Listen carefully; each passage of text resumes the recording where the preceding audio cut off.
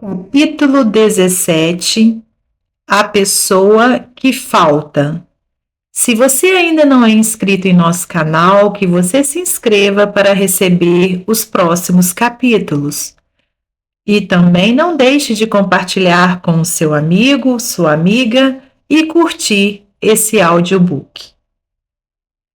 Um evangelista tinha acabado de concluir um culto numa cruzada que estava dirigindo. Geralmente, depois de cada culto, conversava e aconselhava as pessoas que vinham procurá-lo com problemas pessoais. Nesta noite, a senhora Myers, mãe de 2 rapazes, veio com toda sinceridade em busca de ajuda. Disse ao evangelista: "Meus 2 filhos não são cristãos. Já estão quase adultos e sinto-me tão infeliz sobre sua indiferença para com Deus.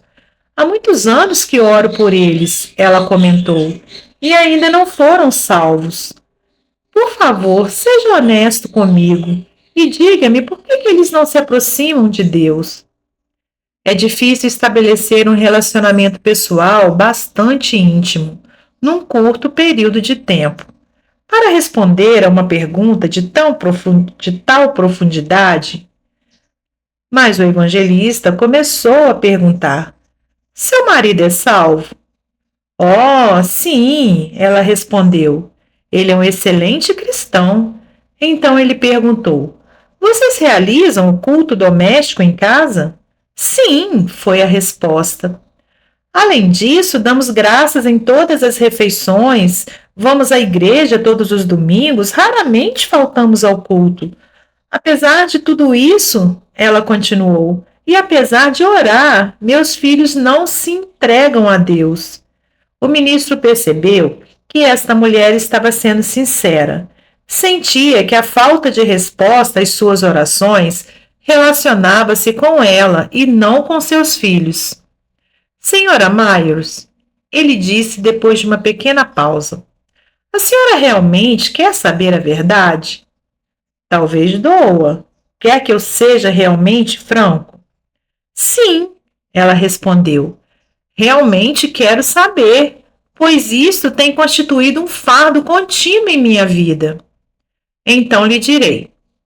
Falta uma pessoa em sua vida.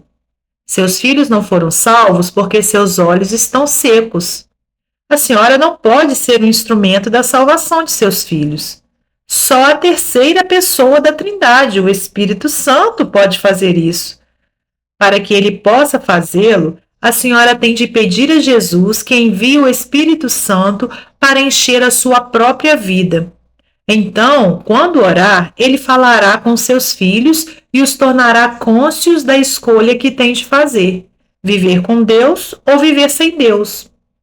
A senhora Myers abaixou a cabeça e respondeu humildemente: "Eu sei o que o senhor quer dizer." Quando chegou em casa naquela noite, aquela mãe fechou-se sozinha em seu quarto e durante horas andou de um lado para o outro. Derramou seu coração quebrantado diante de Deus. Suas palavras de contrição foram ditas em voz alta: "Por favor, meu Deus, sonda meu coração. Perdoa-me porque presumi que eu poderia trazer meus filhos a ti.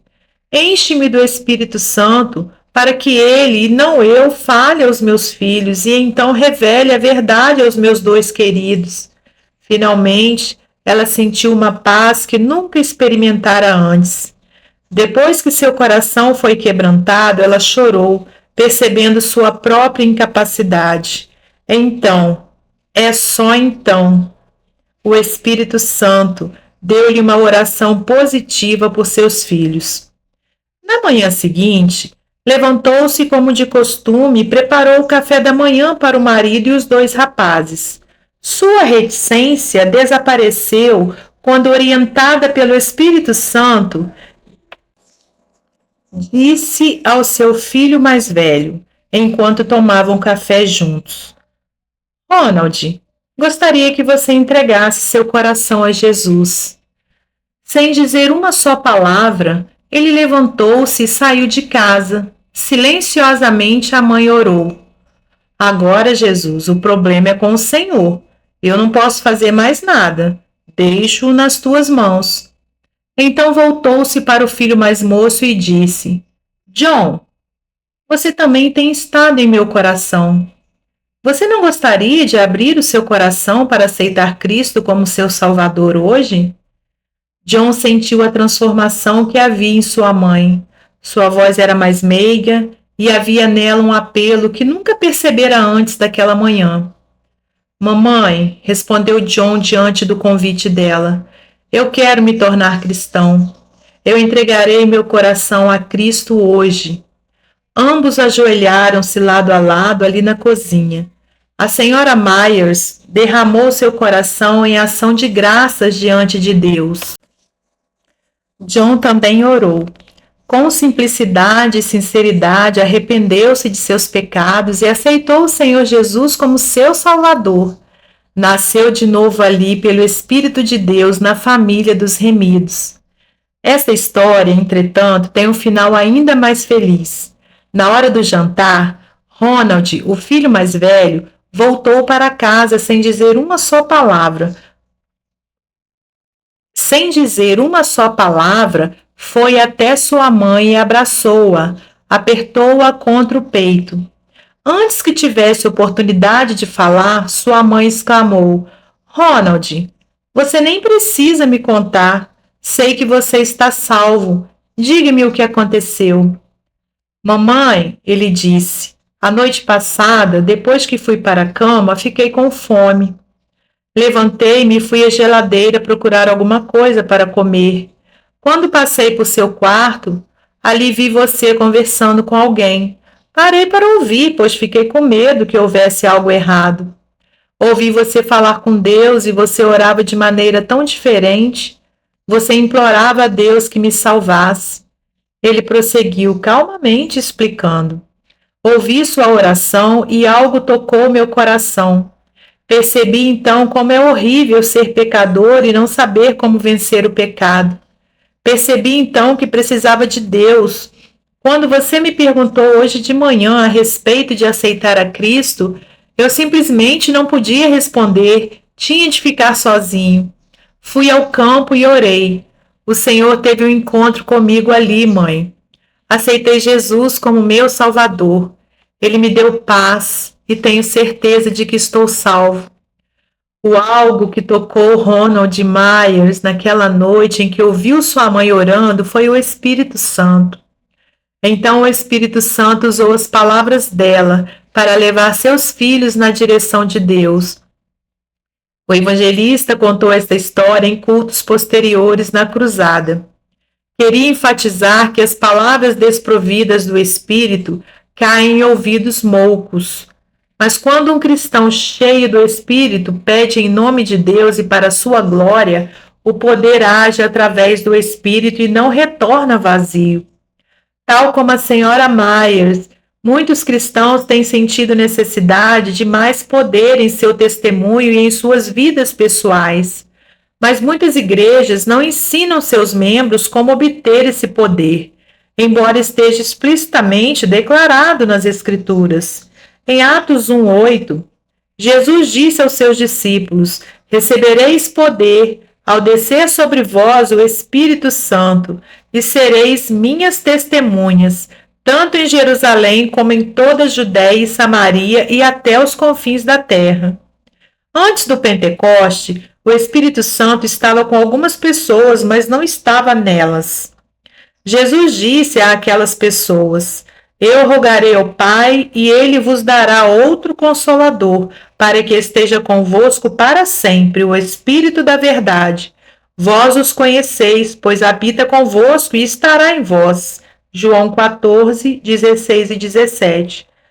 Mas ao cumprir-se o dia de Pentecoste, o Espírito Santo ficou à disposição de todos os cristãos. No primeiro sermão que ele pregou, depois de receber o batismo do Espírito Santo, Pedro disse a um grupo de judeus: arrependei-vos, e cada um de vós seja batizado em nome de Jesus Cristo para perdão dos pecados, e recebereis o dom do Espírito Santo. A promessa diz respeito a vós, a vossos filhos e a todos os que estão longe, a tantos quantos Deus, nosso Senhor, chamar. Atos 2, 38 e 39. Muitas pessoas acham que o batismo do Espírito Santo é alguma coisa que devem merecer sendo bons. De acordo com as Escrituras, entretanto, é um dom divino à disposição de todo cristão que o pede a Deus, exatamente como a salvação. Conforme disse Jesus: qual pai dentre vós que, se o filho lhe pedir pão, lhe dará uma pedra? Ou se lhe pedir peixe, lhe dará por peixe uma serpente? Ou se lhe pedir um ovo, lhe dará um escorpião? Se vós, pois, sendo maus, sabeis dar boas dádivas aos vossos filhos, quanto mais dará o Pai Celestial o Espírito Santo àqueles que pedirem. Lucas 11, 11 ao 13. Outras pessoas pensam que, sendo cristãs, automaticamente têm o Espírito Santo e realmente o têm. Mas com o batismo do Espírito Santo, receberão ainda mais dele. Sabemos de pelo menos um exemplo depois do Pentecoste, onde cristãos nascidos de novo não receberam o batismo do Espírito Santo simultaneamente com sua conversão e precisaram, como muitos cristãos da atualidade, recebê-lo em uma segunda experiência. Ouvindo os apóstolos que estavam em Jerusalém, que Samaria recebera a palavra de Deus, enviaram para lá Pedro e João. Quando chegaram, oraram por eles para que recebessem o Espírito Santo, porque sobre nenhum deles tinha ainda descido, mas somente eram batizados em nome do Senhor Jesus. Então lhes impunham as mãos e receberam o Espírito Santo. Atos 8, 14 ao 17.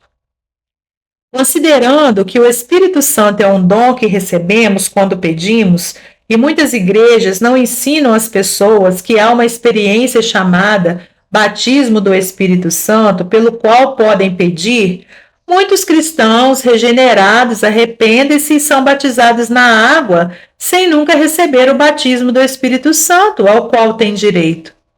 Nada tendes porque não pedis. Tiago 4, 2. A senhora Myers, embora não por culpa própria, era uma delas. Provavelmente ninguém jamais lhe dissera que precisava do Espírito Santo.